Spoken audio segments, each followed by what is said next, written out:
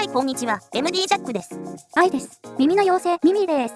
音と波形と言葉で表現する MD ジャックチャンネル。今回のレビューは何？はい、今回はカファインのニューモデル、ロリックです。透明なシェルから覗くメカニカルな美しさと贅沢な複合振動板が織りなす極上のサウンドが特徴です。カファインの中で4000円台という価格は今まで最安だと思う。1DD でその上のクラスだとクリーンやデルシーがあるね。つまりロリックはエントリークラスってことだね。中身が丸見えなのはなんだか美味しいお菓子が詰まったボトルみたいでワクワクする。この透明な UV コーティングハウジングと亜鉛合金のフェイスプレートの組み合わせはガジェット好きの心をくすぐる美しさだよね。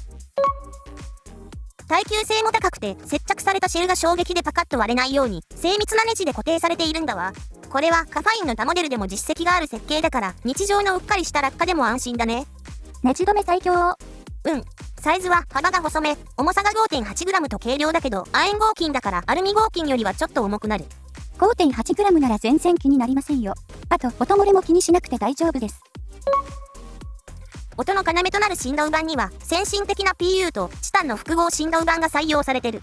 光合成で安定したチタン素材をナノレベルの厚みで PET 膜にコーティングしたドーム構造になってる。チタンって軽くてめちゃくちゃ硬い金属。それが振動板になると一体どんなメリットがあるの？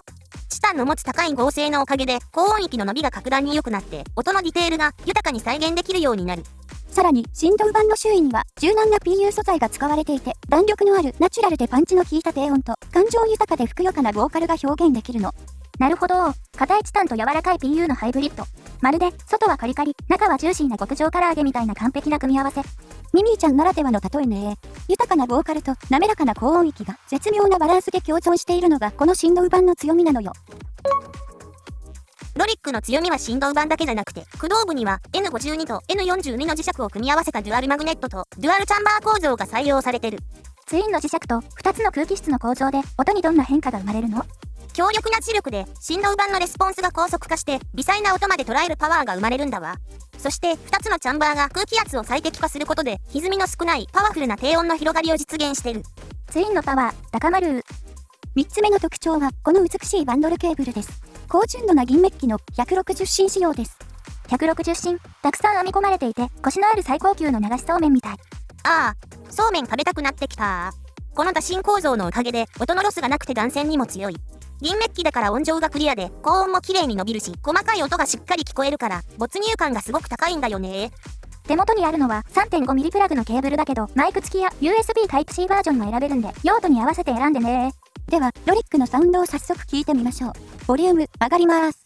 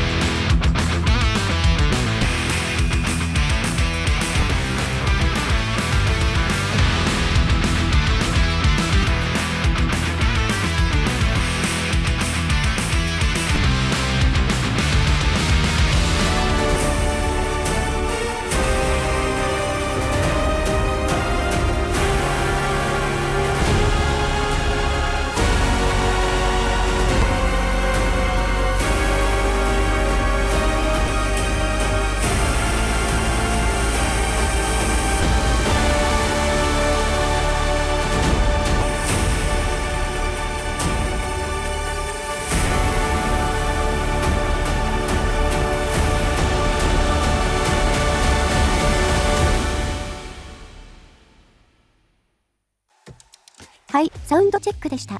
同メーカーのワンランク上のクリーンと比較したのはちょっと意外でした。Amazon で価格見たら5000円台だったんで、これも検討の余地がありそうって思ってね。クリーンにはオリジナルと SV があって、これはオリジナルの方ね。オール金属ボディでチューニングノズルも一つ付属してるから、こんな感じで音質変化が楽しめる。なるほど、確かにそうですね。波形は結構似た部分が多くて、収録音だと違いが分かりづらかったですが、中高域以上のニュアンスの違いは感じました。視聴者の皆さんにも伝わったんじゃないかしら。そうだといいね。もう一つの比較は、最近のモデルで G ガードとビビールデジタルのコラボモデル、ルンバで進めていたんだけど、ご覧の通り、波形が結構似ていたんで、ロリックより低価格の TRN ドルフィンを選んでみた。ドルフィンも傾向は似てるけど、重なる部分はあまりないんだね。音の違いも、ロリックより広域よりのバランスっていうのがはっきり分かったよ。実機ではロリックも結構広域が伸びるけど、ドルフィンはロリックより低域を抑えたバランスになっていることもあって、より広域が目立つ印象だったね。オール金属ボディで2026年春頃の発売。価格も下がってるし、質感が合えばお買い得かも。バンドルイヤーチップは2種類で、いつものようにディバイナスベルベットも重ねてみました。広域が結構しっかり出るんで、バンドル1のような6キロあたりを少し絞ったイヤーチップも結構いいかも。ベルベットはバンドル2に似た部分が多いね。その他、手持ちのイヤーチップを重ねると、6キロあたりをもっと絞りたければ、ファイナル E を、さらに出したければ、セドナイヤーフィットオリジンで聞き比べてみると、結構ニュアンスの変化を感じた。その他は2つの間に入ってる感じ。10キロ以上はこの2つが似た感じになってる。ロリック実機視聴の印象はどうだったの？聞き始めてすぐ、低域の量感と質感のバランスがすごくいいと思ったよ。低域が過不足なく、曖昧さやかとな主張もしない印象ですね。デュアルチャンバー構造の音形がこの正確な鳴り方にしっかり現れているみたいです。ドラムを聴くとスネアのスナッピーが響きすぎることもない印象です。タム系の胴鳴りと川鳴りのバランスも結構いい。画面のバシッとしたアタック感とシェルの深い響きがいい。ベースはスラップのサムピングとプルのバランスがちょうどいいと思いました。チタン複合振動板のレスポンスが早いからね。クリーンと全体のカーブが似てるけど、クリーンは音密度が濃い印象なのに対し、ロリックはなんとなく軽い感じがしたな。なんでなの？波形を見ながら聞き比べてみると 500Hz から 3kg ぐらいの厚みの差と3から 5kg ではロリックの方が若干明るめに感じるチューニングが影響している気がした。ボーカルやメロディーはロリックの方がバックと混ざりやすく、クリーンは厚みとともに前に出てくる反面明るさをちょっと抑えた感じだった。どちらも視察音はやや感じたね。広域はハイハットの刻みがしっかり感じられる繊細さがありつつ、前へ出過ぎることもなかったと思います。そうだね。イヤーチップの交換で結構調整できて雰囲気変わるんで試してみてほしいところ。全体のバランスがいいから空間の広がり、定位感も結構いい。ジャックさんはどちらが好みなんですか？私はどちらかといえばクリーンのような中域に厚みを感じるカーブの方が好み。でもすっきりして空間がよく見える軽めのドンシャリ系なロリックの感じも結構いいなと思ったよ。5000円以下で探すんなら十分検討する価値はあるんじゃないかな。はい。ということで、カファインの 1DD モデル、ロリックのレビューでした。じゃあまた次の動画で会おうね。バイバイ。